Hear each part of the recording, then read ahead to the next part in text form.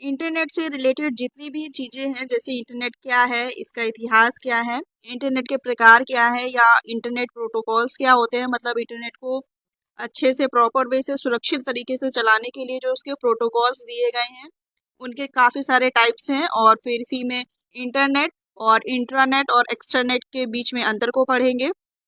फिर पढ़ेंगे कि डब्ल्यू क्या है, जो वर्ल्ड वाइड वेब होता है, इनकी विशेषताएं पढ़ेंगे। और इसी से रिलेटेड जो HTML और HTTP है, ये क्या होता है, जिनसे एग्जाम में क्वेश्चन लगातार पूछे जाते हैं।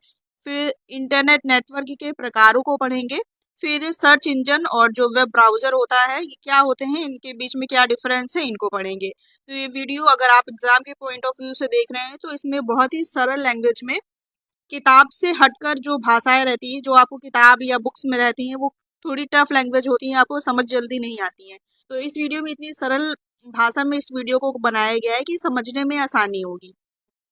और ये वीडियो हो सकता है थोड़ी सी लंबी हो जाए, क्योंकि इसमें काफ़ी सारे टॉपिक्स जैसे कि इसमें दिए हुए हैं इंटरनेट से रिलेटेड, ये सभी आपको देखने को मिलेंगे। तो चलिए वीडियो को स्टार्ट करेंगे और देखेंगे कि इंटरनेट क्या है। इंटरनेट का इस्तेमाल सभी लोग करते हैं, और इंटरनेट क्या है इसके विषय में जानेंगे। तो इंटरनेट का पूरा जो नाम होता है, इंटरकनेक्टेड नेटवर्क। क्या होता है? इंटरनेट इंटरकनेक्टेड नेटवर्क इंटरनेट का पूरा नाम होता है। इंटरनेट एक वैश्विक कंप्यूटर नेटवर्क है जो दुनिया भर के कंप्यूटरों को एक दूसरे से जोड़ता है। क्या है आपको पता है? इंटरनेट तो आप सभी चलाते हैं, ज़्यादा बताने की ज़रूरत नहीं है, लेकिन जो इससे एग्जाम के व्यू से क्वेश्चन पूछते हैं, उस पर ज़्यादा फोकस करेंगे।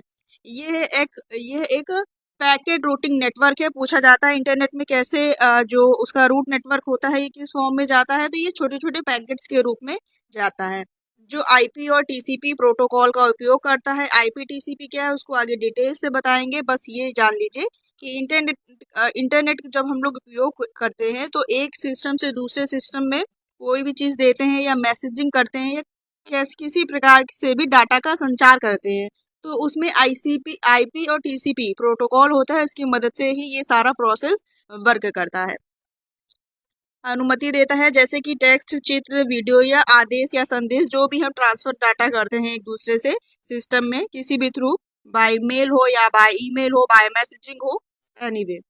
फिर अगला पॉइंट है, किसी कंप्यूटर को इंटरनेट से जोड़ने के लिए हमें इंटरनेट सर्विस प्रोवाइडर की सेवा लेनी होती है। अगर हम अपने फ़ोन में कंप्यूटर चलाना कंप्यूटर या फ़ोन पे नेट चलाना चाहते हैं, तो किसके थ्रू चलेगा? हम कोई ना कोई, जैसे जियो हो गया, एयरसेल हो गया, BSNL हो गया, हम किसी ना किसी इंटरनेट सर्विस प्रोवाइडर की मदद लेते हैं। उसके बाद ही हम अपने फ़ोन पे इंटरनेट को एक्सेस कर सकते हैं। इंटरनेट का जनक विंटन सेर्फ को माना जाता है, और इन्हें टीसीपी और आईपी जो प्रोटोकॉल है, इसके निर्माण के सह डिजाइनर भी जाना जाता है। इंटरनेट के जनक के रूप में आप विंटन सेर्फ का नाम याद रखेंगे। नेक्स्ट पॉइंट देखेंगे, इंटरनेट का इतिहास। क्या है इंटरनेट का इतिहास? इसकी शुरुआत कैसे और कब हुई?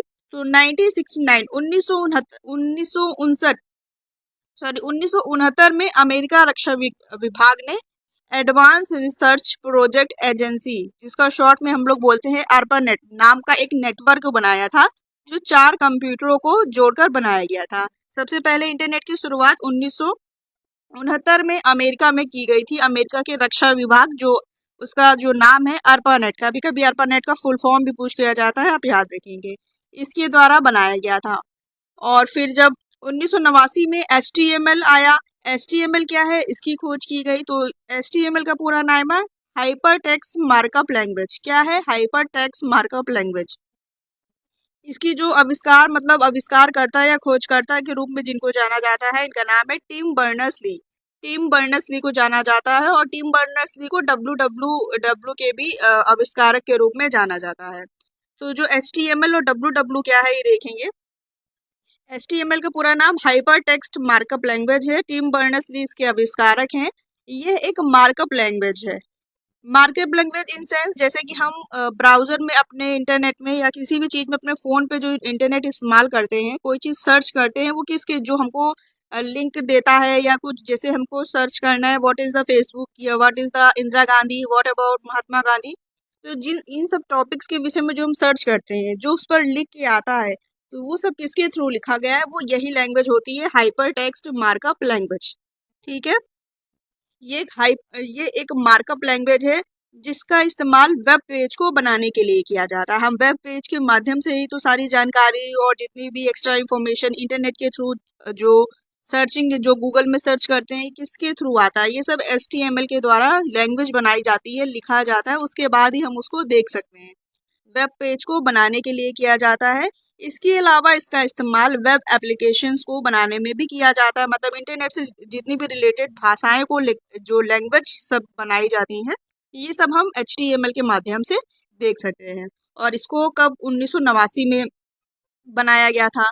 और फिर 1989 में ही WWW जिसे वर्ल्ड वाइड वेब बोलते हैं इसको भी टिम बर्नर्स-ली द्वारा बनाया था। अब ये क्या है, तो WWW एक ऐसी प्रणाली है जो दस्तावेज को हाइपर टेक्स्ट लिंक द्वारा जोड़ती है। मतलब कि जैसे कि हमने गूगल में कोई चीज सर्च किया कि व्हाट अबाउट महात्मा गांधी, तो महात्मा गांधी के विषय में जो आया उसके नीचे काफी सारी लिंक आ जाएंगी।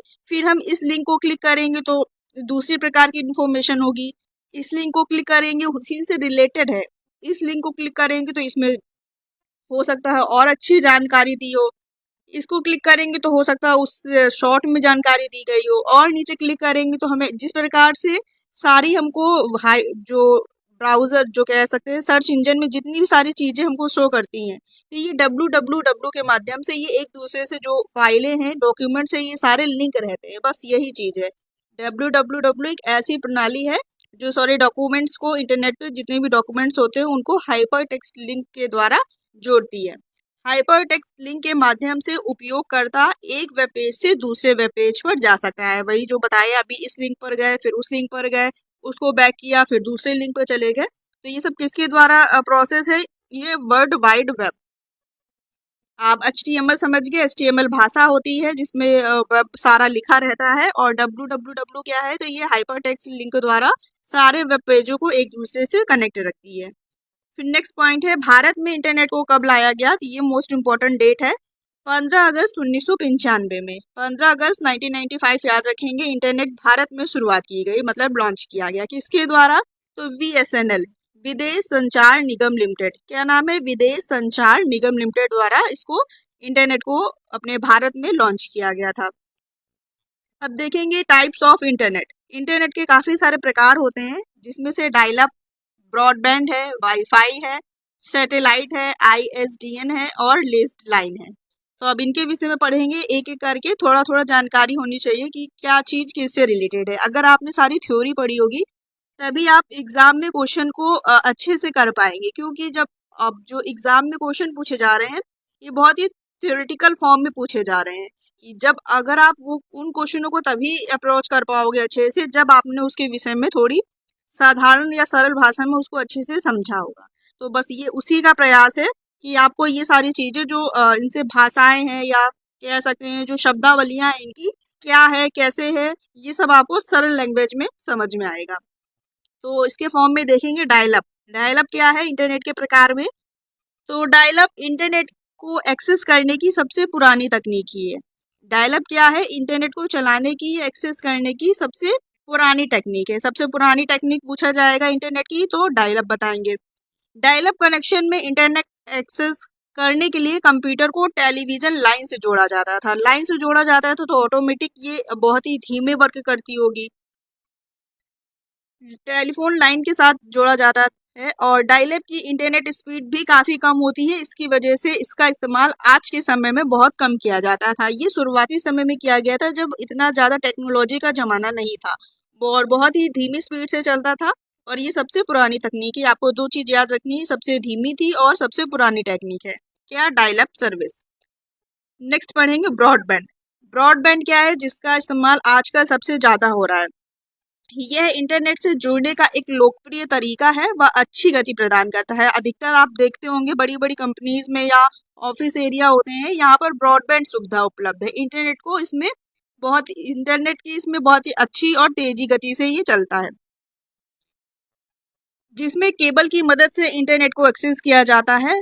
ब्रॉडबैंड यूजर को हाई स्पीड इंटरनेट की सुविधा प्रदान करता है। ब्रॉडबैंड इंटरनेट यूजर को हाई स्पीड जो इंटरनेट कनेक्शन है इससे स्पीड तेज हो जाती है, मतलब जिसकी वजह से यूजर डेटा और फाइलों को तेज गति से ट्रांसफर करता है और इसकी स्पीड कम से कितनी होती है, तो 100 मेगा मतलब MBPS क्या होता है, मेगा बाइट पर सेकेंड। ठीक है, कंप्यूटर को गति की मापने की स्पीड होती है MBPS। तो इसकी स्पीड कितनी होती है, 100 MBPS होती है। अब आपको पता चल गया ब्रॉडबैंड क्या है। नेक्स्ट है वाईफाई, इसको भी सब जानते होंगे, थोड़ा थ्योरेटिकल लैंग्वेज में देख लेंगे। तो वाईफाई का जो नाम है पूरा, तो वाईफाई शॉर्ट है, पूरा नाम है इसका वायरलेस फिडिलिटी। इसका उपयोग भी सभी लोग करते होंगे, वायरलेस फिडिलिटी का। तो वाईफाई में इंटरनेट के साथ जुड़ने के लिए किसी भी प्रकार की केबल की आवश्यकता नहीं होती है। वाईफाई तो हम डायरेक्ट पासवर्ड या अगर पासवर्ड नहीं लगा है तो बिना पासवर्ड से भी यूज कर सकते हैं, मतलब वायरलेस सुविधा है ये। वाईफाई की अधिकतम रेंज ये पूछी जाती है एग्जाम में, तो वाईफाई की अधिकतम रेंज कितनी होती है, 100 मीटर तक। अगर इससे दूर जाएंगे, इस रेंज से दूर जाएंगे तो वो ऑटोमेटिक डिस्कनेक्ट हो जाता है। इसलिए हमें इंटरनेट का इस्तेमाल करने के लिए 100 मीटर के अंदर ही रहना होता है। यदि हम 100 मीटर से बाहर चले जाते हैं तो ये वाईफाई का इस्तेमाल नहीं कर पाएंगे। तो ये भी एक इंटरनेट का प्रकार है, वाईफाई हो गया। नेक्स्ट देखेंगे सैटेलाइट।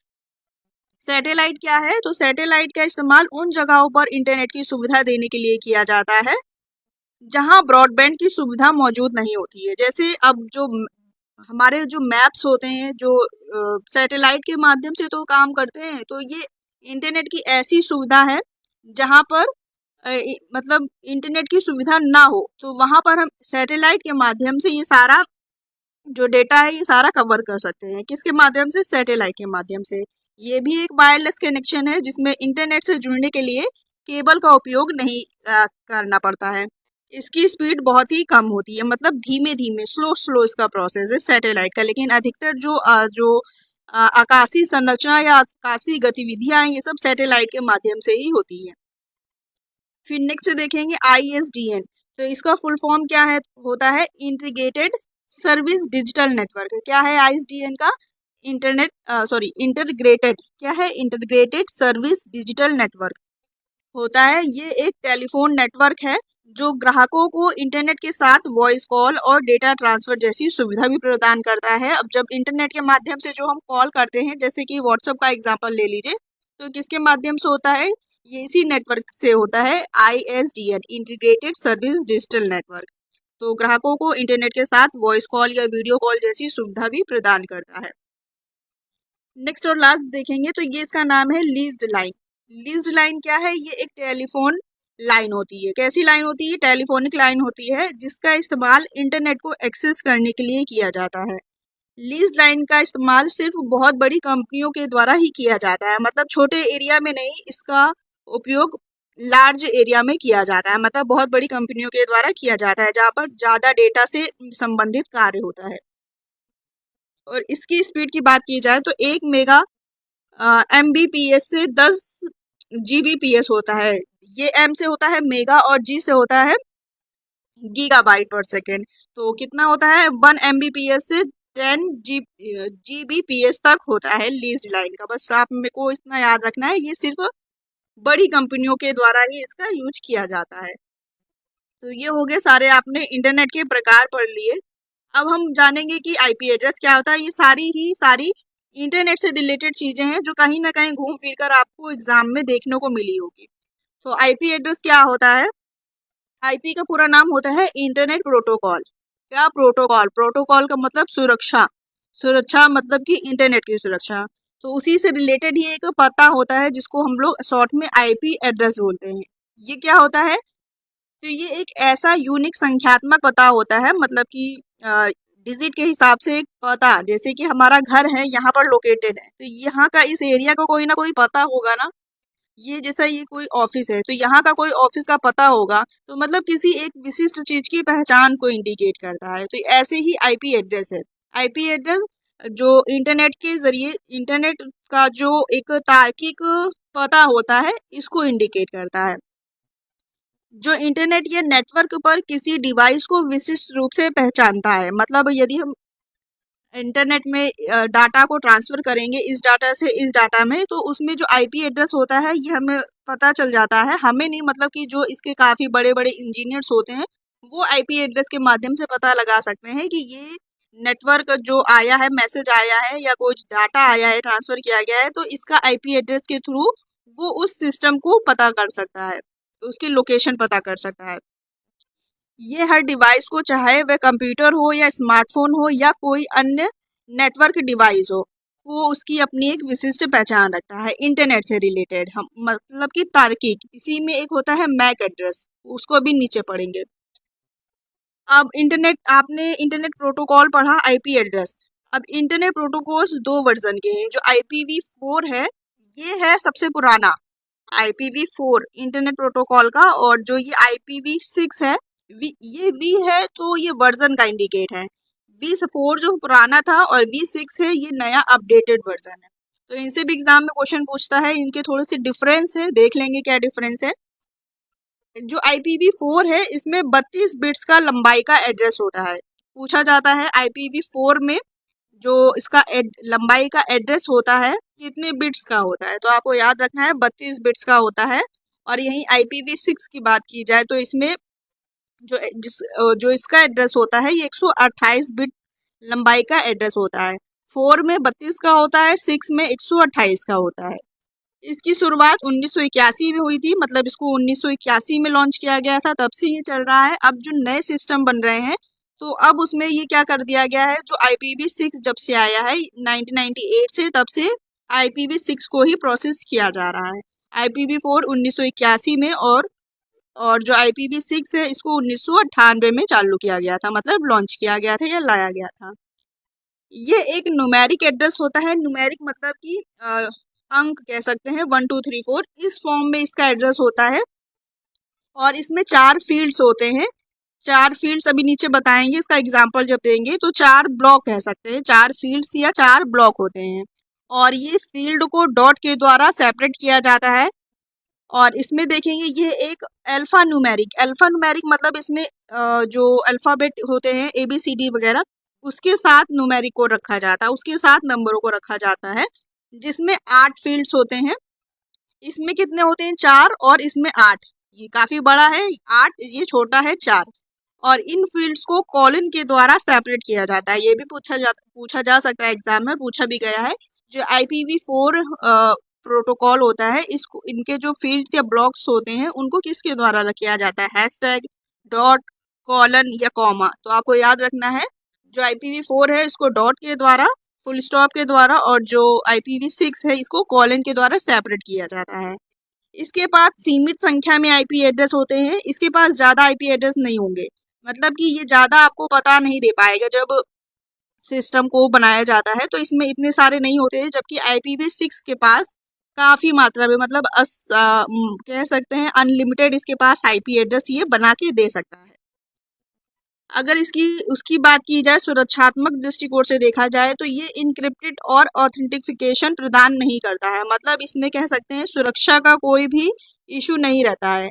जैसे कि ये अनक्रिप्शन मतलब इनक्रिप्शन, मतलब कि जो एंड टू एंड इनक्रिप्शन जिसको जानते हैं हम, इसमें सुरक्षा इतनी ज़्यादा नहीं रहती। इनक्रिप्शन मतलब ये जैसे एक ये सिस्टम है, या कह लिया ये एक मोबाइल फ़ोन है, ये मोबाइल फ़ोन है, यहाँ से मैसेज यहाँ पर भेजा गया, तो यहाँ पर कोई थर्ड पार्टी ऐप मैसेज को इन कोड, मतलब कोड में देता है। और फिर यहाँ पर कोड, जब जैसे मान लिया यहाँ पर नेट बंद है तो व्हाट्सएप मैसेज नहीं आएगा, तो ये मैसेज यहाँ तब तक कोड के फॉर्म में रुका रहेगा जब तक यहाँ का नेट चालू नहीं हो जाएगा। जैसे ही यहाँ का नेट होगा तो ये फिर कोड के फॉर्म में यहाँ पर आएगा और यहाँ पर कन्वर्ट हो जाएगा कि इसने क्या मैसेज दिया। मतलब कि यहाँ पर कोई चीज देख नहीं सकता है। इंक्रिप्शन और ऑथेंटिफिकेशन मतलब कि इसमें कोई प्रामाणिकता का प्रदान नहीं करता है, मतलब कि ये सुरक्षित, कम सुरक्षित है।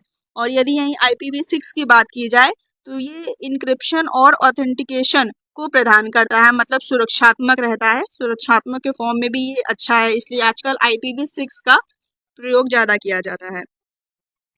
अब ये देखेंगे इसका एग्जाम्पल, मतलब कि वंस किस फॉर्म में इसका एड्रेस दिया रहता है। जैसे कि 166 पॉइंट बताया था आपको, किससे हम सेपरेट करते हैं। देखो उसमें 4 फील्ड होते हैं, 1 2 3 4, 4 फील्ड या ब्लॉक होते हैं। इसको फुल स्टॉप के, मतलब ये जो पॉइंट होता है इसके द्वारा इसको सेपरेट किया जा सकता है।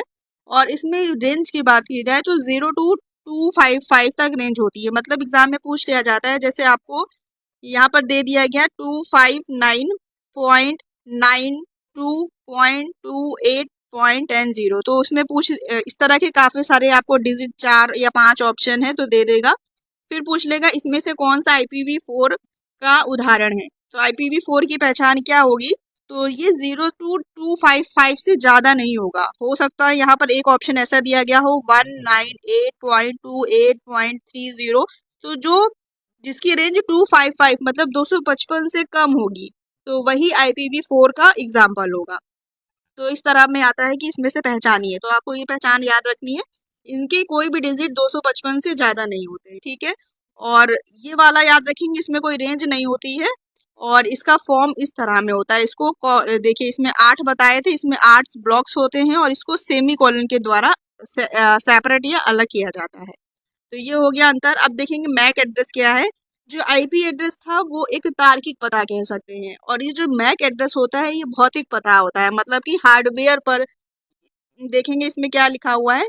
इसे कभी कभी हार्डवेयर पता भी कहा जाता है। मैक एड्रेस का फुल फॉर्म भी याद रखेंगे, मीडिया एक्सेस कंट्रोल एड्रेस होता है, ठीक है। इसे कभी कभी हार्डवेयर पता भी कहा जाता है, और ये एक विशिष्ट 12 डिजिट का अल्फा न्यूमेरिक कोड होता है, जिसका उपयोग नेटवर्क पर उपकरणों की पहचान करने के लिए दिया जाता है। उदाहरण के लिए इसका इस प्रकार से मैक एड्रेस होता है और इसको डैश के द्वारा सेपरेट किया जाता है। मैक एड्रेस एक भौतिक पता होता है, जबकि आईपी एड्रेस क्या होता है, तार्किक पता होता है। ये नेटवर्क के थ्रू चलता है। और भौतिक एड्रेस में, मैक एड्रेस में, जैसे कोई सिस्टम है उसको कोई ना कोई जब सिस्टम को बिल्ड किया जाता है, मतलब बनाया जाता है, तो उसमें कोई ना कोई डिजिट के द्वारा, अल्फा न्यूमेरिक कोड के द्वारा उसको इंडिकेट, मतलब उसकी पहचान के लिए कि इसमें ये किस चीज़ से लगा हुआ है, इसको ये किस तरीके से बनाया गया है, कहाँ बना है, मतलब उसके कोड के थ्रू उस जो भी इसका इंजीनियर इस मैक एड्रेस को देखेगा, पहचान जाएगा कि इस सिस्टम की क्या वैरायटीज है, कैसे बना है, क्या इसमें किस प्रकार का चिप लगा है, मतलब सारी जानकारी इसके थ्रू, मैक एड्रेस के थ्रू पता चल जाती है। मैक एड्रेस, आईपी एड्रेस पता चल गया। आईपी एड्रेस नेटवर्क, जब इंटरनेट का यूज करते हैं तब यूज होता है। आईपी एड्रेस नेटवर्क पर एक डिवाइस का पता लगाता है, जबकि मैक एड्रेस जो होता है ये इंटरनेट मतलब सॉरी नेटवर्क इंटरफेस कार्ड के साथ जुड़ा रहता है, जिसको शॉर्ट में एनआईसी बोलते हैं। अब देखेंगे एनआईसी क्या होता है। तो एनआईसी नेटवर्क इंटरफेस कार्ड, जिसे नेटवर्क इंटरफेस नियंत्रक, एनआईसी नेटवर्क एडॉप्टर या लैन एडेप्टर के रूप में भी जाना जाता है। ये एक हार्डवेयर घटक है जो किसी कंप्यूटर को नेटवर्क से जोड़ता है। नेटवर्क से कौन जोड़ता है, NIC network interface card. MAC address देख लिया आपने और आईपी एड्रेस देख लिया। अब हम जो अगला टॉपिक पढ़ेंगे ये पढ़ेंगे इंटरनेट प्रोटोकॉल्स। इंटरनेट प्रोटोकॉल्स क्या होते हैं। प्रोटोकॉल मतलब सुरक्षा देना इंटरनेट को। जब इंटरनेट का इस्तेमाल किया जा रहा है तो वो कैसे सुरक्षित है, तो उसी के विषय में जानेंगे, देखेंगे। कंप्यूटर नेटवर्क में डाटा के आदान प्रदान या ट्रांसफर करने के लिए कुछ नियम बनाए जाते हैं, इसे ही प्रोटोकॉल कहा जाता है। बिना प्रोटोकॉल के माध्यम से हम इंटरनेट का इस्तेमाल नहीं कर सकते हैं। प्रोटोकॉल आवश्यक है जब भी हम इंटरनेट का इस्तेमाल कर रहे हैं। वो अभी आगे काफ़ी सारे टाइप्स के जब प्रोटोकॉल्स बताएंगे तब आपको पता चलेगा कि ये प्रोटोकॉल्स कहाँ कहाँ क्या वर्क करता है, कहाँ कहाँ जरूरत पड़ती है। ईमेल सेंड करने में, भेजने में या लेने में, सर्च करने के लिए या वेबसाइट को एक्सेस करने के लिए, वीडियो कॉल करने के लिए, ऑडियो कॉल करने के लिए, सारा जितना भी हम इंटरनेट का इस्तेमाल करते हैं फ़ोन में, कहीं ना कहीं हमें प्रोटोकॉल इनबिल्ड हो रहा होता है, लेकिन हम देख नहीं सकते इसको ना कि हाँ ये कैसे सुरक्षा हो रही है। लेकिन ये सब नेटवर्क की ही देन है जो हम इंटरनेट प्रोटोकॉल्स को का यूज़ के साथ इंटरनेट का इस्तेमाल कर पा रहे हैं। तो देखेंगे इंटरनेट प्रोटोकॉल्स के जो नीचे इस्तेमाल दिए गए हैं और काफ़ी टाइप्स के हैं, ये लिखे हुए हैं। देखेंगे इनमें से पहला जो है टीसीपी है। टीसीपी आईपी, इसको अक्सर एक साथ पढ़ते हैं, कि अभी नीचे बताएंगे कि एक साथ पढ़ते हैं। टीसीपी का फुल फॉर्म होता है transmission control protocol. Transmission control protocol और इंटरनेट प्रोटोकॉल आईपी को, आईपी एड्रेस मतलब आईपी नेटवर्क को हमें कनेक्ट करने के लिए कहीं ना कहीं हमें आईपी एड्रेस की जरूरत होती है ना, अभी ऊपर बताया था। तो वही इसलिए इनको साथ ही में पढ़ते हैं, ट्रांसमिशन कंट्रोल प्रोटोकॉल और इंटरनेट प्रोटोकॉल। नेक्स्ट है यूडीपी। तो इसे यूजर डेटाग्राम प्रोटोकॉल बोलते हैं। यूडीपी का full form user datagram protocol. Next है पीओपी। पीओपी का पूरा नाम है पोस्ट ऑफिस प्रोटोकॉल। आप इसके पोर्ट नंबर भी एग्जाम में पूछे जाते हैं, तो ये भी पोर्ट नंबर भी याद रखें। कुछ इंपॉर्टेंट जो पोर्ट नंबर हैं इनको जरूर याद रखेंगे। तो पीओपी का जो पोर्ट नंबर होता है ये 110 होता है। क्या होता है? 110 होता है। अगला है एसएमटीपी, तो simple mail transfer protocol. SMTP का उपयोग मेल्स जो हम लोग मेल जीमेल या ईमेल का यूज करते हैं उसके लिए यूज होता है, मेल को भेजने के लिए। सिंपल मेल ट्रांसफर प्रोटोकॉल, इसका पोर्ट नंबर क्या है? तो 25 है। फिर है एफटीपी, तो फाइल ट्रांसफर प्रोटोकॉल। फाइल का स्थानांतरण करने के लिए इसका यूज करते हैं, फाइल ट्रांसफर प्रोटोकॉल। इसका पोर्ट नंबर 21 है। फाइल का 21, फाइल 21 याद रखेंगे। एसएमटीपी का 25, एसएमटीपी 25, पीओपी 110, पीओपी 110। नेक्स्ट है एचटीटीपी, तो hyper text transfer protocol. HTTP hyper text transfer protocol, और इसका पोर्ट नंबर क्या होता है? 80। हाइपर टेक्स्ट का क्या होता है? 80। फिर इसी का सिक्योर वर्जन है HTTPS, तो इसका पोर्ट नंबर है 443। ये 5 से जो प्रोटोकॉल है ये जरूरी, इसके जो पोर्ट नंबर है जरूर याद रखेंगे। FTP का 21 है। HTTP का पोर्ट नंबर 80 है, और जो इसका सिक्योर वर्जन है इसका 443 है। अगला देखेंगे टेलनेट। टेलनेट का पूरा नाम है टर्मिनल नेटवर्क। नेक्स्ट है ग्रोफर, और अगला है VoIP, मतलब voice over internet protocol, voice over internet protocol. Last है DHCP, तो डायनेमिक होस्ट कॉन्फ़िगरेशन प्रोटोकॉल। क्या है? DHCP dynamic host configuration protocol. तो अब जो नीचे पढ़ेंगे, अब हम एक एक करके सारी डिटेल जानेंगे कि जितने भी प्रोटोकॉल्स ऊपर देखे इसके क्या काम है, कहाँ यूज होता है, कैसे वर्क करता है। पहला देखेंगे टीसीपी। टीसीपी और आईपी ट्रांसमिशन कंट्रोल प्रोटोकॉल। तो ये क्या है? तो ये एक ऐसा प्रोटोकॉल है जो आईपी मतलब इंटरनेट प्रोटोकॉल के माध्यम से काम करता है, उसके साथ मिलकर मतलब कार्य करता है। यह प्रोटोकॉल नेटवर्क में कंप्यूटिंग डिवाइस के बीच होने वाले संचार, जो कम्युनिकेशन करते हैं हम लोग इंटरनेट के माध्यम से, तो संचार से पहले कनेक्शन को स्थापित करता है, ये स्टेब्लिश करता है। इसका इस्तेमाल अलग अलग डिवाइस के बीच को कम्युनिकेशन और सूचनाओं को ट्रांसफर करने के लिए किया जाता है, जो कि डेटा पैकेट्स को एक कंप्यूटर से दूसरे कंप्यूटर पर भेजता है। अभी आपको बताया था, जैसे ये एक कंप्यूटर है, ये कंप्यूटर है, यहाँ पर कोई ना कोई डाटा ट्रांसफर किया जाता है किसी भी तरीके से। तो ये सबसे पहले आईपी एड्रेस पहले इसमें वर्क करता है, पता लगाता है ये किस प्रकार का कंप्यूटर है। तो सबसे पहले इसमें आईपी वर्क करता है, फिर टीसीपी ट्रांसमिशन कंट्रोल प्रोटोकॉल, फिर उसके माध्यम से ये जो ट्रांसफर का काम होता है ये होता है। तो ये होता है टीसीपी और आईपी प्रोटोकॉल, इसको हम लोग एक साथ पढ़ते हैं।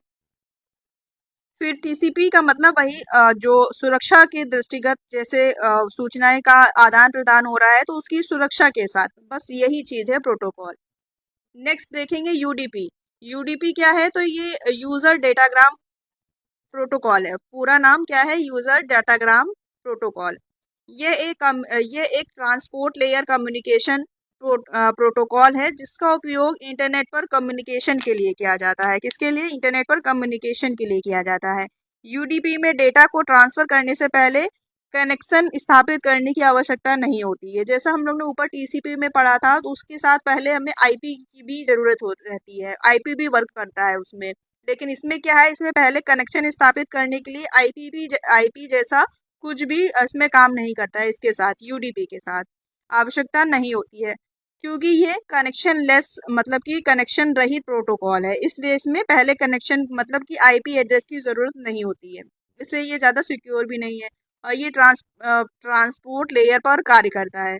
इसी प्रकार एप्लीकेशन लेयर होती है, ट्रांसपोर्ट लेयर होती है, उसके लिए हमें जो इंटरनेट मॉडल है या OSI जो ऑपरेटिंग सिस्टम मॉडल है उसको पढ़ना पड़ेगा। OSI मॉडल और ये इंटरनेट मॉडल को का वीडियो सेपरेट रहेगा, उसके विषय में अलग से पढ़ेंगे, अभी बस आप जानकारी रखिए। फिर नेक्स्ट प्रोटोकॉल का नाम है POP. POP protocol post office protocol. क्या है पीओपी? इसी में आपने कहीं कहीं देखा होगा POP3 लिखा रहता है, तो बस 3 का वर्जन अपडेटेड है बाकी यही चीज़, बट POP3 कंफ्यूज मत होइएगा, यही चीज़ है पीओपी, बस उसका अपडेटेड वर्जन है POP3। यह एक एप्लीकेशन लेयर प्रोटोकॉल है, इसका इस्तेमाल ईमेल प्राप्त करने के लिए किया जाता है। किसके लिए किया जाता है? मेल को प्राप्त करने के लिए, या कह सकते हैं अगर मुझे मेल प्राप्त हो रहा है तो हम मेल को डाउनलोड करेंगे तब प्राप्त होगा ना, तो डाउनलोड भी याद रखिएगा। एग्जाम में ये भी पूछा जाता है कि कौन सा प्रोटोकॉल इंटरनेट पर मेल को डाउनलोड करने के लिए किया जाता है या प्राप्त करने के लिए किया जाता है, दोनों ही बात एक ही है। तो ये ईमेल से रिलेटेड प्रोटोकॉल होता है, इसका ईमेल को प्राप्त करने के लिए या डाउनलोड करने के लिए किया जाता है। जब आप अपना ईमेल प्राप्त करते हैं तो आपका ईमेल क्लाइंट पीओपी का उपयोग करके ईमेल को आपके कंप्यूटर पर डाउनलोड करता है। तो आपको याद रखना है post office protocol. Post office मतलब जब हमें कोई लेटर, पोस्ट ऑफिस क्या कार्य करता है, हमारे जो पत्र होते हैं, लेटर होते हैं, उनका आदान प्रदान करता है ना, तो उसी के नाम पर है पोस्ट ऑफिस। जब हमें जैसे कोई पोस्ट ऑफिस से हमें डाक या कोई चीज देने आता है तो हम उसको इन हाउ कैसे डाउनलोड करते हैं ना, अपने पास प्राप्त कर सकते हैं। तो बस इससे आप याद रखेंगे पोस्ट ऑफिस प्रोटोकॉल को डाउनलोड या ईमेल को प्राप्त करने के लिए ये प्रोटोकॉल वर्क करता है। नेक्स्ट नेक्स्ट देखेंगे SMTP। इसका फुल फॉर्म है simple mail transfer protocol. SMTP simple mail transfer protocol. आप इन सब के जो पोर्ट नंबर ऊपर बताए थे उनको कहीं ना कहीं लिखकर जरूर याद रखेंगे आप, क्योंकि एग्जाम में पोर्ट नंबर भी पूछे जाते हैं। इसका इस्तेमाल सॉफ्टवेयर के द्वारा इंटरनेट पर ईमेल को भेजने के लिए किया जाता है। पीओपी क्या बताया था, डाउनलोड या प्राप्त करने के लिए। और इसमें देखिए ट्रांसफर आ रहा है, ट्रांसफर मतलब भेजने के लिए, इंटरनेट पर ईमेल को भेजने के लिए SMTP का यूज किया जाता है। इस प्रोटोकॉल में बहुत से कम्युनिकेशन गाइडलाइंस होते हैं जो ईमेल को ट्रांसफर करने में मदद करते हैं, जैसे वीडियो, ऑडियो हो सकता है, उसमें इमेज हो सकता है, ग्राफिक्स हो सकता है, ये सब वगैरह।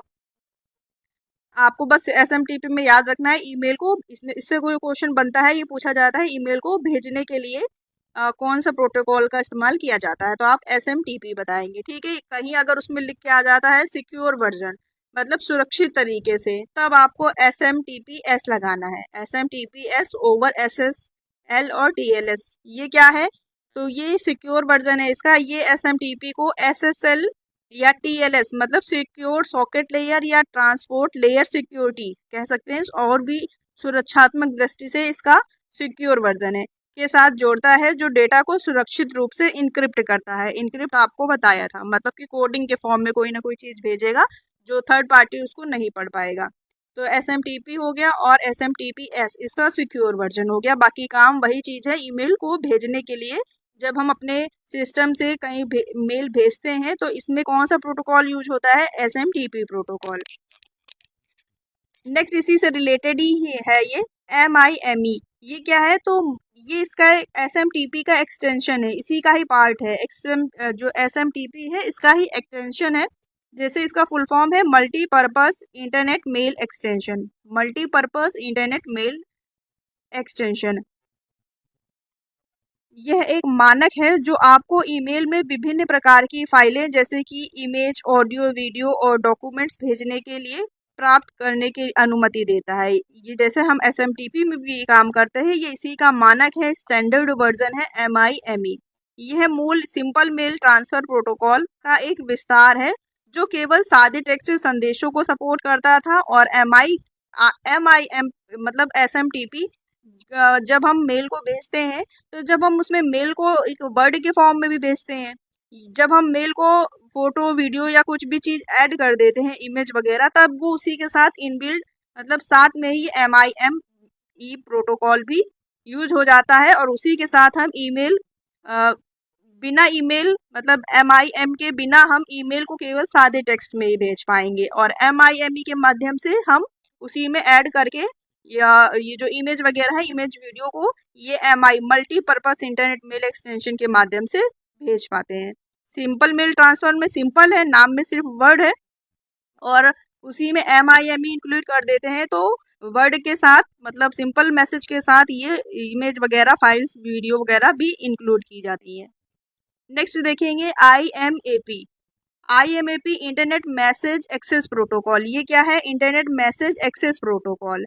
तो इसका इस्तेमाल देखेंगे, ये एक प्रोटोकॉल है जो आपको अपने ईमेल सर्वर पर संग्रहित ईमेल तक पहुंचने और उन्हें प्रतिबंधित करने की अनुमति देता है। प्रतिबंधित इन सेंस मैनेज करने की। तो ये क्या हो गया, एक्सेस करने की, इंटरनेट मैसेज एक्सेस प्रोटोकॉल। इसका मतलब कि आप अपने ईमेल को अपने कंप्यूटर, स्मार्टफोन, टैबलेट या अन्य किसी डिवाइस पर एक्सेस कर सकते हैं। जैसे आपका सिस्टम है, आपका ये पीसी है, आपने इस पे अपना मेल खोल रखा है और सारी मेल फोन की मतलब फोन क्या सारे डाटा आपका इसमें कवर है। इसी मेल को आपने हो सकता है मोबाइल में भी अपने खोला हो सकता है आपके पास दो फोन हो तो आपने इसी मेल को यहाँ भी और यहाँ भी खोला हो।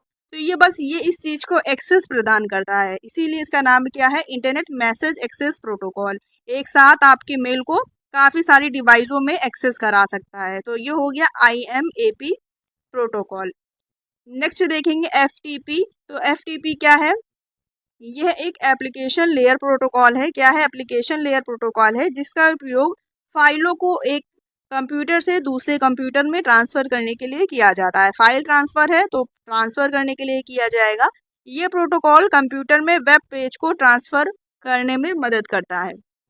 इसका उपयोग करके यूजर सर्वर से फाइलों को डाउनलोड करता है। अब हम जैसे वेब ब्राउज़र या सर्च इंजन के थ्रू हम कोई चीज़ सर्च करते हैं तो कोई ना कोई फाइल जैसे PDF डाउनलोड करना है या कोई हमें इमेज डाउनलोड करना है तो कैसे होता है, तो ये FTP प्रोटोकॉल वर्क कर रहा होता है तब हम अपने सिस्टम या अपने फ़ोन पर कोई ना कोई चीज़ या सर्वर को फाइल वगैरह चीज़ें, ये सब कोई भी फाइल या PDF फाइल वगैरह इन सब चीज़ों को डाउनलोड कर सकते हैं। क्या प्रोटोकॉल है इसका, FTP, फाइल ट्रांसफर प्रोटोकॉल। ये प्रोटोकॉल फाइलों को ट्रांसफर करते वक्त इंक्रिप्शन की सुविधा प्रदान नहीं करता है जिसकी वजह से हैकर्स फाइलों को आसानी से चोरी कर लेते हैं। जैसे कि जब हम कोई चीज़ जैसे डाउनलोड कर लेते हैं और इमेज हो गया या PDF हो गया तो उसके साथ ही कुछ चीज़ें हमारे फ़ोन पर आ जाती हैं, हमको नहीं दिखती हैं, वो कोई कहीं ना कहीं वायरस आ जाता है क्योंकि ये इसमें इंक्रिप्शन की सुविधा उपलब्ध नहीं है FTP में। नेक्स्ट देखेंगे HTTP, hyper text transfer protocol. Hyper text transfer protocol ये भी इम्पोर्टेंट है। क्या है देखेंगे, HTTP इंटरनेट पर सबसे व्यापक रूप से प्रयोग किए जाने वाला प्रोटोकॉल में से एक है। व्यापक मतलब बहुत ही लार्ज स्केल पर इसका यूज किया जाता है। कैसे, ये एक प्रोटोकॉल है जिसका उपयोग वर्ल्ड वाइड वेब यानी कि WW जो होता है वेब पेजों को लोड करने के लिए इस्तेमाल किया जाता है। जैसे कि जब आप कोई वेबसाइट खोलते हैं, ये protocol hypermedia, text, audio, video आदि के रूप में ट्रांसफर करता है। ये भी FTP के समान ही होता है। एग्जाम्पल में जानेंगे, जब आप अपने वेब ब्राउज़र में किसी वेबसाइट का पता टाइप करते हैं या मतलब कोई चीज़ सर्च करते हैं तो आपका ब्राउज़र एक HTTP अनुरोध सर्वर को भेजता है जहां से हम सूचनाएं सारी हमको मिलती हैं। सर्वर फिर वेब पेज को आपके ब्राउज़र को भेजता है जिसे आप देख सकते हैं। तो ये क्या हो गया, हाइपर टेक्स्ट ट्रांसफर प्रोटोकॉल। किसके साथ वर्क करता है, WWW के साथ, वर्ल्ड वाइड वेब के साथ, जिसके साथ सारी वेब पेजेस की फाइलें जहाँ पर सारी इंक्लूड होती हैं, मतलब जहाँ पर मेन सर्वर में सेलेक्ट होती है वहाँ से हमें कोई चीज़ चाहिए होती है तो सबसे पहले क्या करता है, वेब ब्राउज़र में जब किसी चीज़ को हम सर्च करते हैं तो आपका जो ब्राउज़र है HTTP को अनुरोध भेजता है और फिर मतलब रिक्वेस्ट करता है कि इस सर्वर द्वारा ये चीज़ सर्च की जा रही है या मांगी जा रही है। तो सर्वर फिर आपके वेब पेज को आपके ब्राउज़र को में भेजता है जिसे आप देख सकते हैं या जो इन्फॉर्मेशन है वो आप ले सकते हैं। तो HTTP का ज़्यादा उपयोग होता है क्योंकि इंटरनेट पर हम यही सारी चीज़ें सर्च करते हैं। फुल फॉर्म क्या होता है, hyper text transfer protocol. Next देखेंगे, बस वैसी का एग्जांपल है, जैसे हम सर्च करते हैं तो ये सारी चीज़ें सारी किसके माध्यम से हम सर्च कर पाते हैं, HTTP के माध्यम से सर्च कर पाते हैं। फिर देखेंगे HTTPS, ये क्या है, S का मतलब सिक्योर से है। इसी प्रकार जब SMTP में S आया तो वो भी सिक्योर वर्जन था, ये भी इसका सिक्योर वर्जन है। ये HTTP का एक इनक्रिप्टेड वर्जन है। ये एक सुरक्षित प्रोटोकॉल है जिसमें ब्राउज़र तथा वेबसाइट के बीच में जितना भी कम्युनिकेशन होता है ये इनक्रिप्टेड होता है, मतलब थर्ड पार्टी पर्सन बीच में कहीं ना कहीं हमारा जो कम्युनिकेशन है उसको देख नहीं सकता है, हैक नहीं कर सकता है, किसी न किसी प्रकार से इनक्रिप्ट नहीं कर सकता है, ये सिक्योर वर्जन में। इसका इस्तेमाल ज़्यादातर ऑनलाइन शॉपिंग और बैंकिंग सुरक्षा प्रदान करने के लिए किया जाता है। जैसे हम कोई ऑनलाइन ऐप चलाते हैं, जैसे किसी बैंक का कोई, जैसे भीम पे हो गया, गूगल पे हो गया, पेटीएम हो गया वगैरह, ये सारी चीज़ें, क्योंकि अब इसमें अगर कोई थर्ड पार्टी होगा तो अगर हम अपना पासवर्ड डालेंगे या सारी जो बैंक की डिटेल होगी तो ये सारी किसी ना किसी थर्ड पर्सन को पता चल जाएंगी, इसलिए ये जब ये सारे काम होते हैं तो इसमें HTTPS सिक्योर वर्जन काम करता है। इसी प्रकार ऑनलाइन शॉपिंग में है, क्योंकि उसमें भी पैसों का ट्रांसफर करते हैं, क्या चीज़ मंगा रहे हैं, हमारा एड्रेस रहता है। तो ये सिर्फ और सिर्फ जो एक मेन होस्ट है और जो हम सर्वर, मतलब एक सर्वर और एक क्लाइंट, इन दोनों के बीच में ही सारी कम्युनिकेशंस होती हैं। नेक्स्ट देखेंगे टेलनेट। इसका पूरा नाम है टर्मिनल नेटवर्क। ये क्या है? ये एक नेटवर्क प्रोटोकॉल है जो कंप्यूटर को अन्य कंप्यूटर के साथ कनेक्ट करने में मदद करता है। काफी सारे पढ़े थे ऊपर जो एक दूसरे से कनेक्ट करता है, लेकिन ये दूर स्थित भी किसी सिस्टम के साथ कनेक्ट करता है, जैसे या ये किसी दूरस्थ कंप्यूटर या सर्वर के साथ संवाद करने की अनुमति देता है। यह उपयोगकर्ता को रिमोट डिवाइस के साथ संचार करने में सक्षम होता है। रिमोट डिवाइस जैसे कि यहाँ पर एक मेन सर्वर है और इसके सारे क्लाइंट है, तो ये इसको रिमोट एक्सेस प्रदान करता है। कौन सा network? Telnet. Telnet client server सिद्धांत है पर काम करता है। पूछ सकता है इनमें से कौन सा नेटवर्क क्लाइंट सर्वर सिद्धांत पर कार्य करता है, तो आप कौन सा बताएंगे? टेलनेट या टर्मिनल नेटवर्क। इस प्रोटोकॉल का उपयोग ज़्यादातर क्लाइंट प्रोग्राम और रिमोट कंट्रोल के द्वारा किया जाता है। नेक्स्ट है ग्रोफर। ग्रोफर क्या है? ये एक एप्लीकेशन लेयर प्रोटोकॉल होता है। इस प्रोटोकॉल का एक पुराना टेक्स्ट आधारित प्रोटोकॉल है जो इंटरनेट पर दस्तावेज को वितरित, खोजने और पुनः प्राप्त करने के लिए इसका इस्तेमाल किया जाता है। ग्रोफर वर्ल्ड वाइड वेब की शुरुआती विकल्प का प्रतिनिधित्व करता था। जब स्टार्टिंग में आया था प्रोटोकॉल्स वगैरह, तब ये ग्रोफर का यूज किया जाता है। हालांकि अब इसका यूज नहीं किया जाता है, इतना सिक्योर नहीं है। नेक्स्ट पढ़ेंगे VoIP। तो VoIP क्या है? Voice over internet protocol. Voice over नाम में ही है, वॉइस देखेंगे। ये एक ऐसी तकनीकी है जो इंटरनेट के माध्यम से कॉल करने में सक्षम बनाती है। जब हम व्हाट्सएप के थ्रू कॉल करते हैं या और भी ऐसे एप्लीकेशन है जिनके माध्यम से हम इंटरनेट पर कॉल कर सकते हैं, तो वो सारी सुविधा हमें कब मिलती है, किसके माध्यम से? तो वॉइस ओवर इंटरनेट प्रोटोकॉल के माध्यम से। नहीं तो कॉल इसको करी जा रही, तो कॉल कहीं ना कहीं हैकिंग करके कहीं और पहुंच गई। तो इसलिए इंटरनेट प्रोटोकॉल का उपयोग ये वाला किया जाता है, वॉइस ओवर इंटरनेट प्रोटोकॉल। इस टेक्निक पर इंटरनेट प्रोटोकॉल IP पर ऑडियो और वीडियो ट्रांसमिशन का उपयोग करके काम करती है। IP मतलब जो बताया था, जैसे इस सिस्टम से इस सेट से इस सेट पर बात की जा रही है, तो यहाँ ना इसका IP एड्रेस पहले एक्सेस करेगा, इसको सूचना देगा कि इस IP एड्रेस से फ़ोन आया है, तब आप इसको उठा पाएंगे। तो वो IP एड्रेस के साथ वर्क करती है। नेक्स्ट देखेंगे DHCP, dynamic host configuration protocol. ये क्या है? ये संचार प्रोटोकॉल है जो आपके डिवाइस को इंटरनेट से कनेक्ट करने के लिए आवश्यक सभी जानकारी प्रदान करती है, जैसे उसका एड्रेस हो गया या अन्य पैरामीटर्स हो गए। DHCP का उपयोग मुख्य रूप से उन नेटवर्क में किया जाता है जहां पर बड़ी संख्या में डिवाइस होते हैं। कहाँ पर? जहां पर बड़ी संख्या में डिवाइस होते हैं।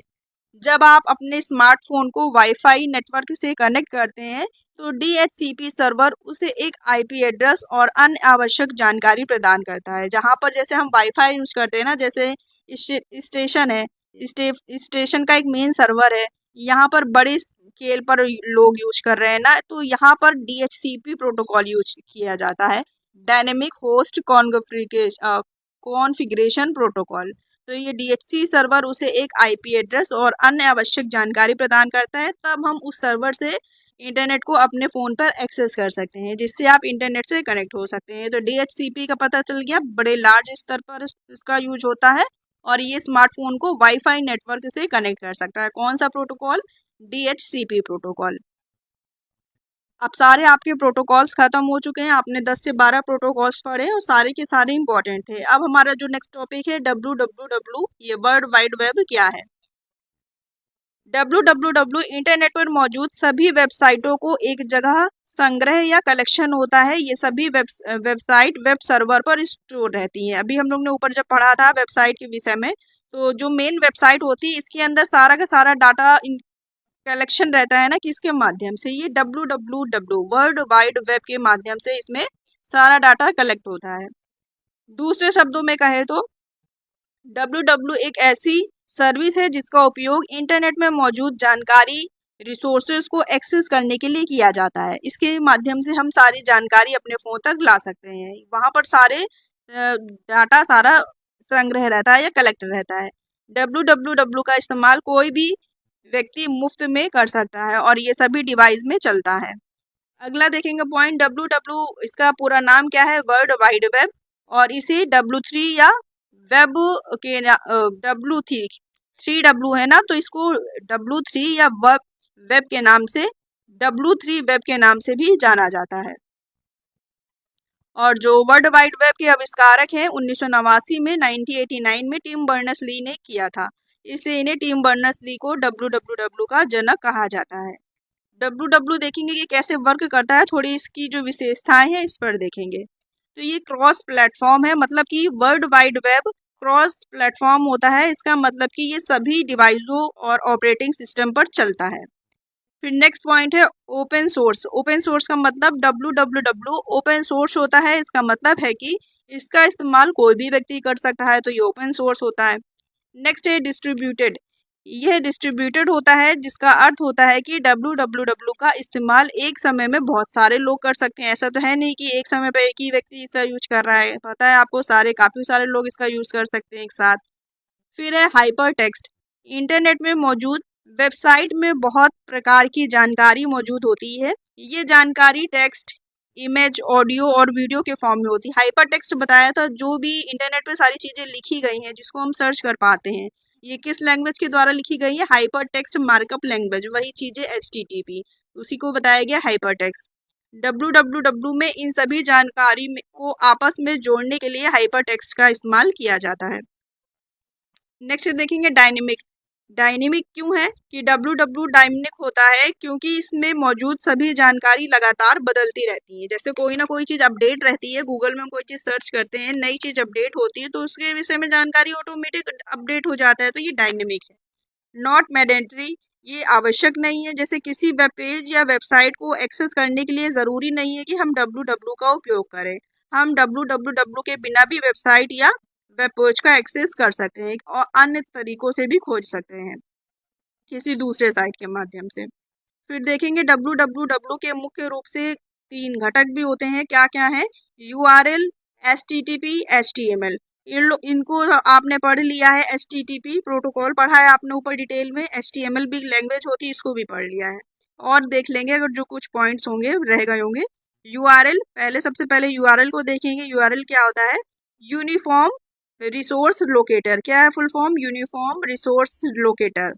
URL एक वेब एड्रेस होता है जिसका इस्तेमाल इंटरनेट पर मौजूद वेबसाइट, वेब पेज या किसी विशिष्ट संसाधन जैसे वेब पेज, इमेज या कोई फाइल का पता लगाने या एक्सेस करने के लिए किया जाता है। एग्जाम्पल देखें तो ये एक वेबसाइट हो, ये एक URL है। इस URL के माध्यम से हमें उस सिस्टम का, जहाँ सर ये चीज़ एक्सेस की जा रही है, हमें उस सिस्टम के बारे में पूरी जानकारी, कहाँ पर है, कौन इसका यूज़ कर रहा है, इसका हैंडलर कौन है, ये सारी चीज़ें हमें URL के माध्यम से पता चल जाती है। प्रोटोकॉल, इसमें भी URL के भी 3 पॉइंट्स होते हैं। जैसे कि प्रोटोकॉल ये बताता है कि संसाधन को कैसे एक्सेस किया जाना चाहिए, HTTP या HTTPS के माध्यम से। HTTP भी बताया था ऊपर आपको। डोमेन नेम क्या होता है? ये उस सर्वर का नाम है जहाँ संस्थान स्थित है। जैसे एग्जाम्पल फॉर .com, .in, इन से इंडिया। अभी आगे डोमेन नेम के काफ़ी सारे एग्जाम्पल बताएंगे, आप ये याद रखिए, ये संस्थान से संबंधित है। पद क्या होता है? ये बताता है कि संसाधन डोमेन कहाँ पर स्थित है, मतलब ये कहाँ पर लोकेटेड, होम पे है कि इंडेक्स, जैसे इस प्रकार की चीज़ें बताता है कि सेव कहाँ पर है ये। डोमेन नेम को देखेंगे, किसी वेबसाइट का पता होता है, जैसे लोग ब्राउज़र में टाइप करके वेबसाइट तक पहुँचते हैं। जैसे .com आपने काफ़ी यूज किया होगा, जैसे www.facebook.com, तो ये .com की बात कर रहे हैं। ये एक वाणिज्यिक या कह सकते हैं कॉमर्शियल वेबसाइट के लिए सबसे आम और व्यापक रूप से मान्यता और प्राप्त ये डोमेन एक्सटेंशन है। एक्सटेंशन मतलब चिन्ह है। अगर लास्ट में किसी वेबसाइट के लास्ट में कॉम लगा है तो हम जान जाएंगे कि ये कॉमर्शियल है। लास्ट में ORG लिखा है तो ये पता चल जाएगा कि ये गैर लाभकारी संगठन है, वहाँ के द्वारा, मतलब उनकी कोई वेबसाइट है। अगर .net लगा है तो इसका इस्तेमाल नेटवर्क या तकनीकी वेबसाइटों के लिए किया जाता है। डॉट इन्फो लिखा रहता है किसी वेबसाइट की, जैसे www डॉट, यहाँ पर जिसका भी यूज़र नेम है यहाँ पर डॉट इन्फो लिखा रहता है तो ये कोई सूचना प्रदान करने वाली साइट्स है। इसी प्रकार बिज है, ये व्यवसाय वेबसाइटों के लिए एक लोकप्रिय विकल्प है। इसी प्रकार डॉट जीओवी जब लगा रहता है तो पता चल जाता है कि ये कोई सरकारी हैंडलर की वेबसाइट है। इसी प्रकार ईडीयू पता चल जाता है, जैसे कोई स्कूल का वेबसाइट नहीं, जैसे स्कूल या कॉलेज का वेबसाइट है तो उसके आगे ईडीयू लगा रहता है एजुकेशन, तो पता चल जाता है कि ये कोई शैक्षणिक संस्थान से संबंधित वेबसाइट है। इसी प्रकार देखेंगे ये जो और भी डोमेन एक्सटेंशन के अलावा भी होते हैं, जैसे अगर कोई इंडिया की वेबसाइट है ऑल ओवर तो यहाँ पर डॉट इन लिखा रहता है। अगर यूके की है, यदि यूके या कहीं साइट में दिख रहा है तो ये यूके की है। इसी प्रकार अन्य देशों की हो सकती है अपनी अपनी।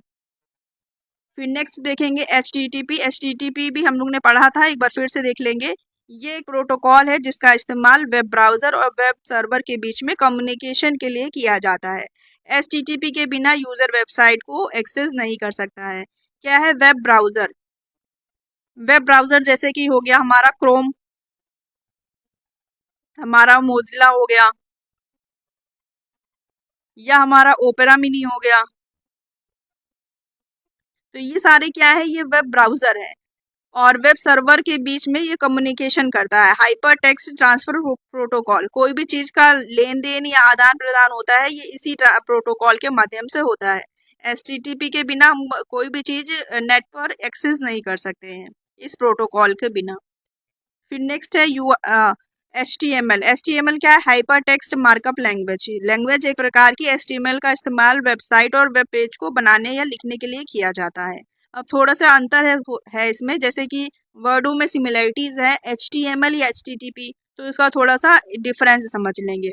ये एक मार्कअप भाषा या लैंग्वेज होती है जिसका उपयोग वेब पेज की संरचना और सामग्री को बनाने या परिभाषित करने के लिए किया जाता है। ये HTTP ये एक प्रोटोकॉल होता है जो वेब और डेटा को स्थानांतरित मतलब ट्रांसफर करने के लिए इस्तेमाल किया जाता है।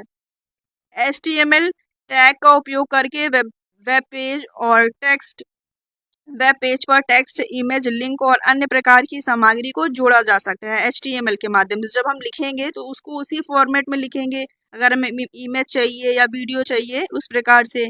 और HTTP क्या होता है? ये क्लाइंट जैसे कि वेब ब्राउज़र और सर्वर जैसे कि वेब सर्वर के बीच संचार के लिए नियमों का एक सेट होता है। मतलब कि इस नियम के माध्यम से या इस प्रोटोकॉल के थ्रू ही हम ये सारी चीज़ों को कर सकते हैं। ये उससे रिलेटेड चीज़ों को बताता है।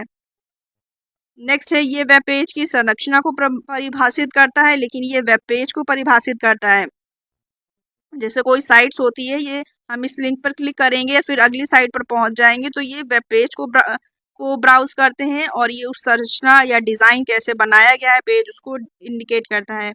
जो वेब ब्राउज़र को ये बताता है कि कैसे सामग्री को प्रदर्शित करना है, मतलब जो चीज़ें नीचे लिखी गई हैं वही चीज़ें इंडिकेट करता है। जो वेब ब्राउज़र HTTP का उपयोग करके वेब सर्वर से वेब पेज को अनुरोध करता है और डाउनलोड करता है। आपको ऊपर HTTP जब बताया था तो अच्छे से बताया था कैसे उसको सर्वर भेजता है, फिर वो उसको रिक्वेस्ट करता है, फिर हमारे फ़ोन तक चीज़ें वो एक्सेस हो पाती हैं HTTP के माध्यम से।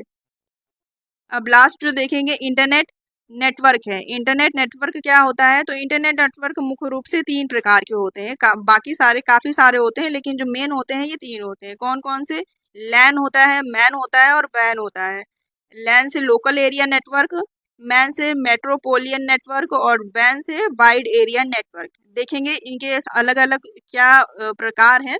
तो लैन लोकल एरिया जो नेटवर्क होता है ये एक छोटे क्षेत्र में कंप्यूटर और अन्य उपकरणों को कनेक्ट करता है। मतलब छोटे, जैसे कि घर, कार्यालय, एक भवन हो गया, या आमतौर पर स्कूल या कॉलेज वगैरह होते हैं। मतलब कि एक ही इमारत पर जितने भी नेटवर्क यूज किए जाते हैं उसको लोकल एरिया नेटवर्क के अंतर्गत वहां पर सारे सिस्टमों को कनेक्ट किया जाता है। तो ये हो गया आपका लैन। नेक्स्ट है इसी प्रकार से मैन। ये क्या है? Metropolitan area network. अच्छा, इन जो नेटवर्कों को एक दूसरे के सिस्टमों को एक दूसरे से जोड़ते हैं तो वो जो टेक्निक होती है उसको ईथरनेट बोला जाता है। ये भी याद रखिए क्या कहा जाता है? ईथरनेट बोलते हैं, जो एक दूसरे से सिस्टम इस पे जोड़े जाते हैं। नेक्स्ट है हमारा मैन। तो मैन है मेट्रोपोलियन एरिया नेटवर्क। ये एक शहर या बड़े परिसर में नेटवर्क को जोड़ता है। ये लैन से जो अभी ऊपर पढ़ा लोकल एरिया नेटवर्क उससे थोड़ा बड़ा होता है और कई लैन को एक साथ कनेक्ट कर सकते हैं। मतलब लेन कह सकते हैं अगर एक ही ये एक बिल्डिंग है, यहाँ पर एक बिल्डिंग है, यहाँ पर एक, यहाँ और यहाँ पर अपना लैन नेटवर्क से एक कंप्यूटर को कनेक्ट कर रखा है। अब इन्हीं को कनेक्ट करके हम इन तीनों को कनेक्ट करके यहाँ पर मैन से जहाँ पर चला रहे होंगे मेट्रोपोलियन एरिया नेटवर्क, यहाँ से इसको कनेक्ट कर सकते हैं। ये मतलब छोटे छोटे लैन को कनेक्ट करके एक मैन जो नेटवर्क है इससे कनेक्ट कर सकते हैं। अगला है वैन। तो ये क्या है? Wide area network. तो ये व्यापक भौगोलिक क्षेत्रों को कवर करता है, जैसे कि कई शहर, देश या महाद्वीप। मतलब इंटरनेट एक वैन का उदाहरण है। जो हम लोग WWW पढ़ते हैं, जो भौगोलिक हमारा पूरा विश्व का इंटरनेट चलता है, तो वो ये किस नेटवर्क के द्वारा कनेक्ट है? वैन, वाइड एरिया नेटवर्क के माध्यम से। अब हम और भी अन्य प्रकार के देख लेंगे। वी लैन, ये क्या है? वायरलेस लैन है। तो ये वायरलेस तकनीकी का उपयोग करके इसमें नेटवर्क को कनेक्ट करते हैं, जैसे कि वाईफाई होता है। और लैन में सिर्फ तारों या केबल के माध्यम से कनेक्ट करते हैं। जो डब्लू लैन है ये वायरलेस से है, आपको याद रखना है, वायरलेस लोकल एरिया नेटवर्क। अगला है पैन। तो ये पर्सनल एरिया नेटवर्क है। ये व्यक्तिगत उपकरणों के बीच कनेक्शन प्रदान करता है, जैसे कि हम ब्लूटूथ को जब एक से दूसरे सिस्टम पर कनेक्ट करते हैं, तो ब्लूटूथ के माध्यम से जो नेटवर्क हमारा कम्युनिकेट कर रहा है, तो ये पैन के माध्यम से, पर्सनल एरिया नेटवर्क, क्योंकि इसकी लिमिट तो सीमित होती है। फिर अगला है वीपीएन। तो वीपीएन काफ़ी बार एग्जाम में पूछा जाता है कि प्राइवेट जो नेटवर्क होता है ये क्या नाम है इसका? तो वर्चुअल प्राइवेट नेटवर्क वीपीएन है। तो ये एक सुरक्षित नेटवर्क कनेक्शन होता है और जो एक सार्वजनिक नेटवर्क जैसे कि इंटरनेट पर स्थापित किया जाता है, लेकिन ये वही लोग यूज कर सकते हैं जिसको ये वीपीएन का यूजर आईडी या इसका अपना पर्सनल पासवर्ड होता है, जो मेन सर्वर के द्वारा दिया जाता है। तो वीपीएन अधिकतर सरकारी संस्थाओं में ज़्यादा यूज होता है, क्योंकि सरकारी चीज़ें हैं तो सारे दस्तावेज को सुरक्षित रखने के लिए वर्चुअल प्राइवेट नेटवर्क का इनका अपना नेटवर्क होता है, ये वीपीएन से कनेक्ट करते हैं। नेक्स्ट देखेंगे कैन क्या है। तो ये कैंपस एरिया नेटवर्क है। ये भी लैन लैन का ही उदाहरण है, जो लोकल एरिया नेटवर्क है। सी का नया अपडेट वर्जन है। ये एक कॉलेज या यूनिवर्सिटी के कैंपस में नेटवर्क को कनेक्ट करता है। नेक्स्ट है सैन। तो ये क्या है? स्टोरेज एरिया नेटवर्क है। ये डेटा भंडारण को उपकरणों को नेटवर्क से जोड़ता है, जो कि डेटा स्टोरेज से सारी चीजें रिलेटेड उपकरण होते हैं उनको नेटवर्क से जोड़ता है। ये सारे हो गए नेटवर्क के प्रकार। अब हम पढ़ेंगे जो नेक्स्ट टॉपिक है, इंटरनेट, इंट्रानेट और एक्स्ट्रानेट के बीच में क्या अंतर है, क्योंकि सारे सिमिलरिटीज हैं वर्डों में, तो थोड़ा थोड़ा माइनर जो अंतर है उसको देखेंगे। इंटरनेट एक पब्लिक नेटवर्क होता है, दुनिया भर में लाखों उपकरण और कंप्यूटर को जोड़ता है, आपको पता है ये पब्लिक नेटवर्क होता है। और जो इंटरनेट होता है, इंटरनेट मतलब इंट्रा मतलब अंदर, एक्स्ट्रा मतलब बाहर, तो इसमें से इतना डिफरेंस है। इंटरनेट एक प्राइवेट नेटवर्क होता है और जो एक्स्ट्रा नेट होता है ये भी प्राइवेट नेटवर्क होता है, लेकिन ये एक कंपनी के लोगों के द्वारा ही यूज किया जाता है। और ये क्या होता है? तो ये एक से अधिक कंपनी या जो ऑर्गेनाइजेशन होते हैं उसके बाहर से कुछ लोगों को भी एक्सेस इसमें प्रदान किया जाता है। इंटरनेट को प्रत्येक व्यक्ति के द्वारा इस्तेमाल किया जा सकता है और इसका इस्तेमाल केवल एक कंपनी के लोगों के द्वारा ही किया जा सकता है। इसका इस्तेमाल जो एक्स्ट्रानेट है, इसका इस्तेमाल एक से अधिक कंपनी या संगठन के बाहर कुछ लोगों को भी इसमें एक्सेस प्रदान किया जाता है। एक्स्ट्रा है मतलब बाहर के लोगों को भी इसमें एक्सेस दे दिया जाता है, जैसे फेसबुक और जो माइक्रोसॉफ्ट कंपनियां होती है। नेक्स्ट है, इसका प्रयोग करने के लिए यूजर नेम और पासवर्ड की जरूरत नहीं होती है। क्या हम इंटरनेट को जब यूज करते हैं अपने फ़ोन में, तो क्या हमें इसके लिए यूजर नेम या किसी पासवर्ड की आवश्यकता होती है? वो तो जब वाईफाई हम किसी के दूसरे का नेट यूज करते हैं तब उसकी आवश्यकता होती है। तो ये तो हो गया। फिर है, इंटरनेट को एक्सेस करने के लिए यूजर नेम और पासवर्ड जरूरी होता है, और इसे भी एक्सेस करने के लिए जो एक्स्ट्रा नेट है इसको भी यूज करने के लिए यूजर नेम और पासवर्ड की आवश्यकता होती है। इसकी सुरक्षा यूजर के डिवाइस पर निर्भर करती है, मतलब कि हम अपने फ़ोन को कैसे सिक्योर करके चला सकते हैं। लेकिन जो इसकी सुरक्षा होती है ये फायरवॉल, फायर मतलब कि आग की दीवार, तो मतलब एक सुरक्षात्मक दृष्टिकोण से ये है कि इसकी सुरक्षा के लिए हमें फायरवॉल पर निर्भर होती है, और इसकी सुरक्षा इंटरनेट और एक्सटर्नेट के फायरवॉल पर इसकी भी निर्भर करती है। नेक्स्ट है, इसके द्वारा दुनिया में सभी कंप्यूटर को कनेक्ट किया जा सकता है और इसमें केवल कंपनी के एक कंप्यूटर्स को कनेक्ट किया जा सकता है, और जो एक्स्ट्रानेट है इसके द्वारा एक से ज़्यादा कंपनियों के कंप्यूटर्स को कनेक्ट किया जा सकता है। ये जो थोड़ा सा अंतर था आपने देख लिया। अब हमारा जो लास्ट टॉपिक है ये है वेब ब्राउज़र और सर्च इंजन। तो इससे जो क्वेश्चन बनते हैं एग्जाम में कि निम्न में से कौन सा वेब ब्राउज़र है या इनमें से कौन सा सर्च इंजन नहीं है, तो इस प्रकार के क्वेश्चन से इससे पूछे जाते हैं। वेब ब्राउज़र क्या होता है? वेब ब्राउज़र को आप जान लीजिए एक प्लेटफॉर्म, क्या कह सकते हैं, एक इंटरनेट पर एक प्लेटफॉर्म है जिसके माध्यम से हम जाकर कोई भी चीज़ सर्च कर सकते हैं। तो ये एक ऐसा सॉफ्टवेयर है जो आपको इंटरनेट पर वेबसाइटों और वेब पेजों को देखने और उन पर नेविगेट करने की अनुमति देता है। ये एक ऐसा एप्लीकेशन है जो आपको वर्ल्ड वाइड वेब पर मौजूद जानकारी तक पहुंचने में मदद करता है। जैसे कि अब हमें कोई चीज़ सर्च करनी होती है तो क्या हम डायरेक्ट गूगल पे चले जाते हैं क्या? या जब अगर हमें कोई चीज़ सर्च करनी है तो हम सिस्टम पे क्या पहले सबसे पहले क्रोम खोलते हैं, मतलब जो वेब ब्राउज़र है गूगल क्रोम। इसी प्रकार जो गूगल क्रोम है ये एक प्रकार का वेब ब्राउज़र है। इसका नेक्स्ट भी मतलब अगला जो और दूसरे होते हैं ब्राउज़र, मोजिला फायरफॉक्स भी है, माइक्रोसॉफ्ट एज भी है, इसी प्रकार सफारी है और इसी प्रकार ओपेरा है। तो ये सारे क्या कहलाते हैं? ये सभी वेब ब्राउज़र कहलाते हैं एज अ प्लेटफॉर्म। फिर जो नेक्स्ट है ये है सर्च इंजन। सर्च इंजन क्या होता है?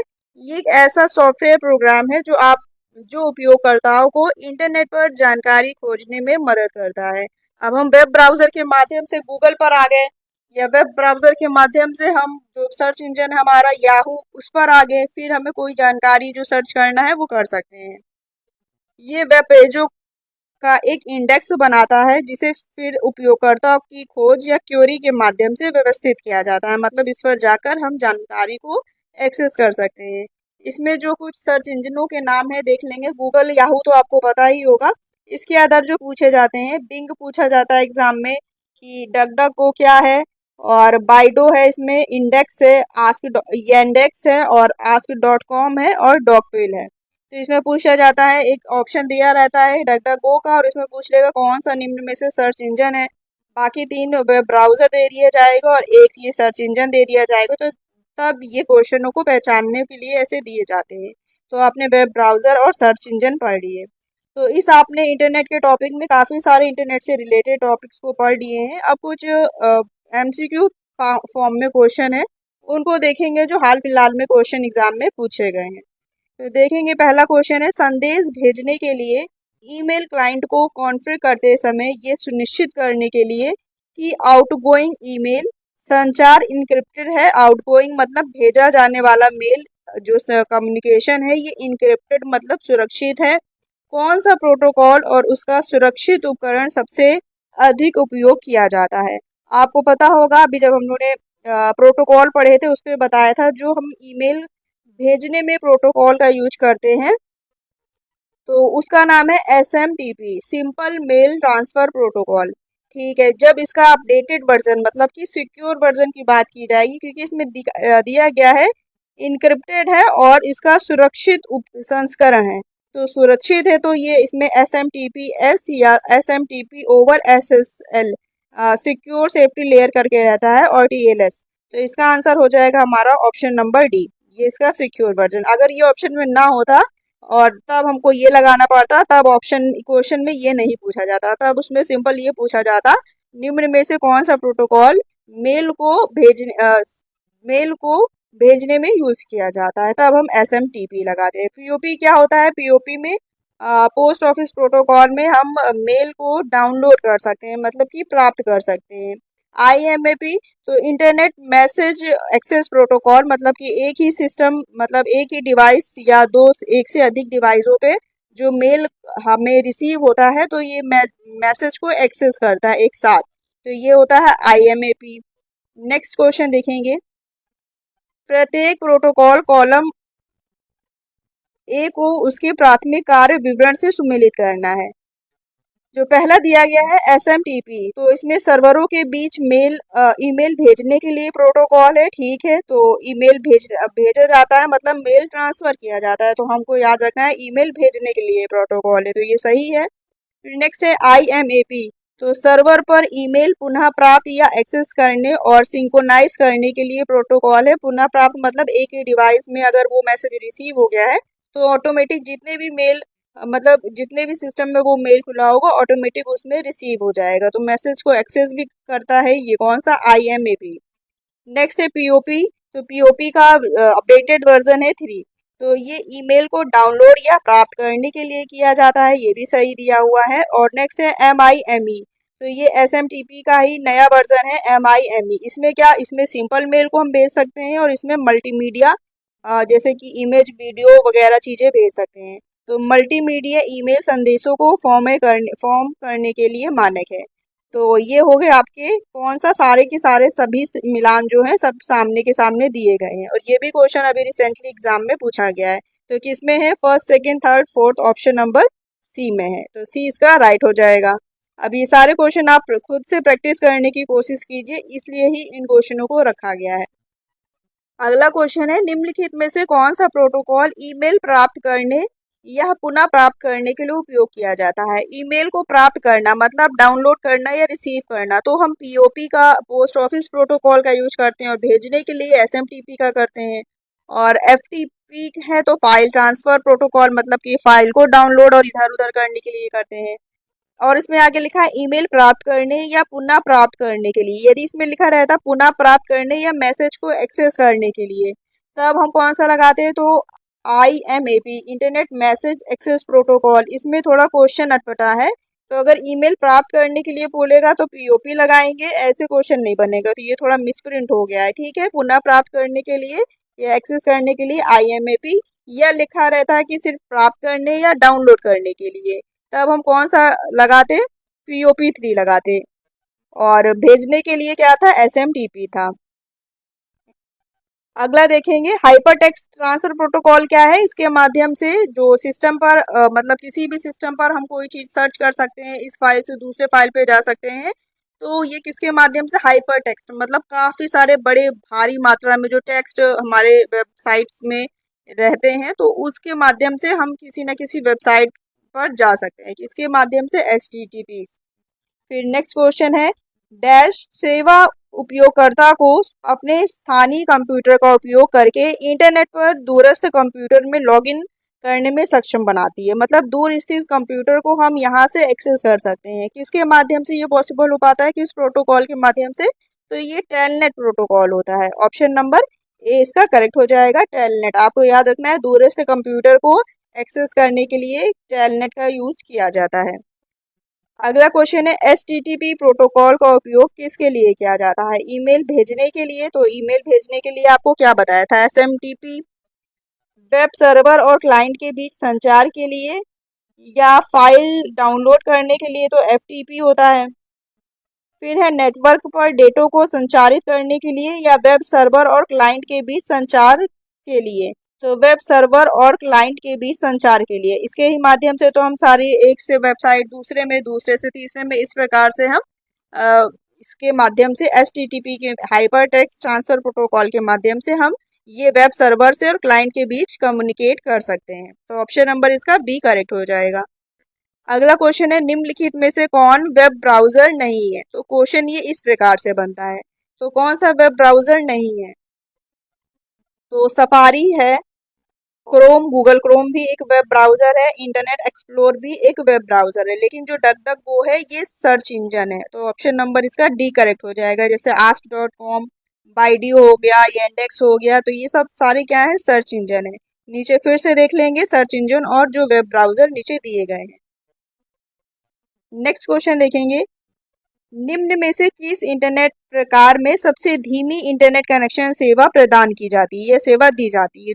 तो सबसे पहले जो शुरुआत की गई थी डायल अप, किसकी, डायल अप सर्विस की। ये सबसे धीमा इंटरनेट कनेक्शन सेवा देता था। तो इसका अब प्रचलन में नहीं है।